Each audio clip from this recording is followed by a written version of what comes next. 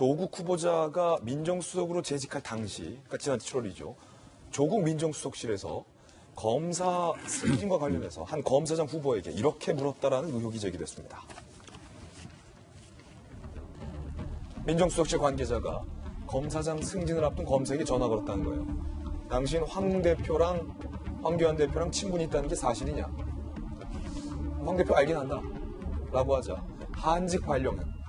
그래서 해당 검사장 승진 앞둔 검사가 사표를 제출했다. 그러니까 너 황교안 라인이냐? 라고 물어봤다는 거예요. 법조인 두 분 계시니까. 먼저 최진영 변호사님. 그렇습니다. 쉽게 말하면 당신 황교안 라인이냐 이게 물었다라는 건 아닙니까? 사실 이 부분은 단순히 이제 민정에 보면은 검찰에서 나오는 사람들뿐만 아니고 경찰에 나온 분들도 있습니다. 한마디로 경찰 라인의 정보 라인을 통해서 들어온 세평이 그분 검사장 같은 경우에는 예전에 해봤자 몇 년 되지도 않죠. 황교안 전 총리와의 어떤 개인적인 친분이 있는 것이 아니냐라는 그런 세평이 있어서 그것을 직접 인사철에 물었다고 합니다. 아시다시피 지금 윤석열 총장이 지난 6월이었습니까? 이 임명되고 나서 거의 인사 태풍이 불었습니다. 그러면서 60여 명에 해당하는 검찰들이 옷을 벗고 제야로 나오는 것 같은데요.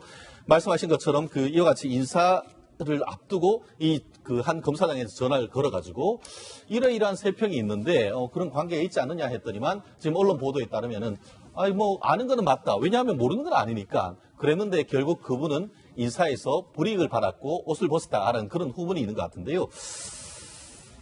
과연 이것이 정말 검찰에 대한 검찰 개혁인지, 검찰 개혁의 핵심은 검찰 인사권의 사실상 독립이 굉장히 중요한 부분 아니겠습니까? 그런데 전 정권과의 어떤 관계를 물었다는 사실 자체만으로도 그것은 검찰 인사권이 정치적인 어떤 배경에 의해서 흔들렸다는 것 때문에 비판받을 수밖에 없는 것인데 아니나 다를까 오늘 아까 이재정 대변인 뭐라고 했습니까?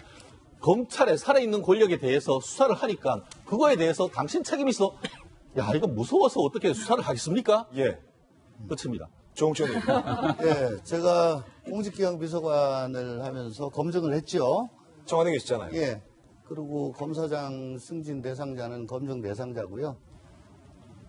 그러면 여러 가지 자료가 올라옵니다.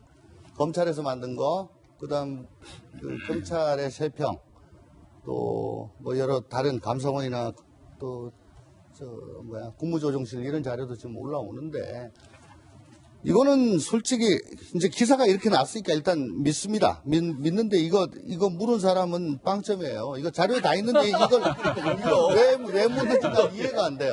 조용히 처리한다. 아니요. 이거는 불문가지입니다. 묻지 않고 확인이 되는데 이걸 왜 꼭 전화해가지고 당신 황교안 라인이야? 아니 같이 근무한 적은 있습니다만은 제가 라인이라고 이렇게 대답을 했을 거예요. 이 물어도 정답 안 나오는 거고 물을 필요도 없는 건데 이걸 왜 물었겠냐. 그러니까 일단 언론 보도를 신뢰를 합니다만은 이거는 전혀 득이 되지 않는 아주 아마추어가 이렇게 일을 하게 되면 이런 동티가 난다.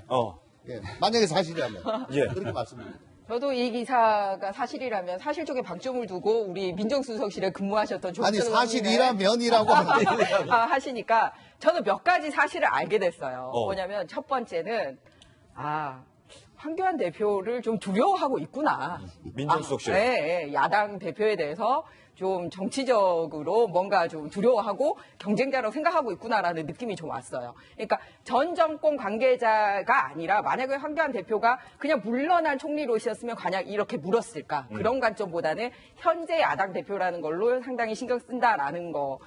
저한테는 반가운 소식이네요. 오히려 신경 쓴다는 거. 그리고 두 번째는 묻지 않아도 되는데 왜 물었을까? 그 의미 없는 짓을 할 리가 없잖아요. 그 말은 이번 인사는 확실하게 안 한다라는 거는 올라온 자료로 이미 결정을 한 거 아닙니까? 그런데도 굳이 청와대라는 것까지 드러내면서 그 사람에게 전화를 해서 너 황교안 라인이야? 라고 물었을 때는 yes, no의 대답이 필요한 게 아니라는 거 아니에요? 그죠? 그렇죠. 송철 의원님 말씀에 의하면 그렇다라면 그 yes, no에 대한 상대방 답이 필요한 게 아니라 앞으로 조심하십시오. 이런 느낌이 있는 거죠. 왜냐하면 뭐 앞으로 계속 검찰에 있던 또는 옷을 벗게 될 가능성이 크겠죠. 인사에서 하면 보통 알아서 옷 벗잖아요. 그 말은 앞으로 행동 똑바로 해라는 경고의 의미까지 같이 담지 않았나라는 데서 좀 섬뜩한 느낌을 받았고요.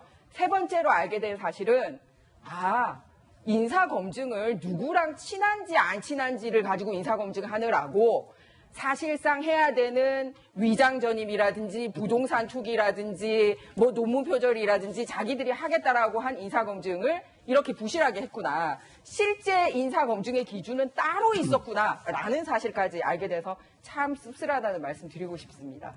그러니까 이 기사를 보면서 들었던 생각 중에 가장 위험하다는 생각은요. 문재인 정부가 했던 과거의 발언이랑 상당히 다른 겁니다. 김태우 전 수사관의 폭로 때문에 환경부 블랙리스트 등에 대한 사찰 문제가 거론된 적이 있습니다.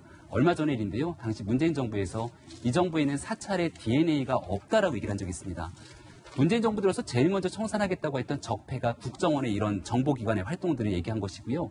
정보과 형사들이 나서서 실질적인 검찰에 있는 인사가 누가 누구 라인이고를 얘기해서 민정수석실에 정보 올리는 거 이런 거 안 하겠다라고 하는 게 사찰의 DNA가 없다라는 겁니다. 근데 민정수석실에서 황교안 라인과 해당 검사가 맞닿아 있다라는 내용들을 바탕으로 정보를 다 수집해서 관리를 했다면 이것만으로도 그동안 문재인 정부가 얘기했던 사찰의 DNA가 없다는 것과 맥이 전혀 다른 얘기일 수 있거든요. 그러니까 조국 후보자가 지금 현재 나와서 하고 있는 여러 가지 의혹들을 보니까 과거 했던 얘기들과 현재 일어나고 있는 현실과 너무나 결이 다른 모습들이 국민들이 약간 어안이 좀 벙벙한 상태가 되어 있는 것 같은데 이 문제에 있어서도 과연 조국 민정수석이 이끌고 있었던 민정실에서 사찰의 DNA가 없는 행동들을 했는지도 마찬가지로 살펴봐야 되지 않을까라는 생각이 듭니다. 첫 번째 이슈 다양하게 전해드렸습니다.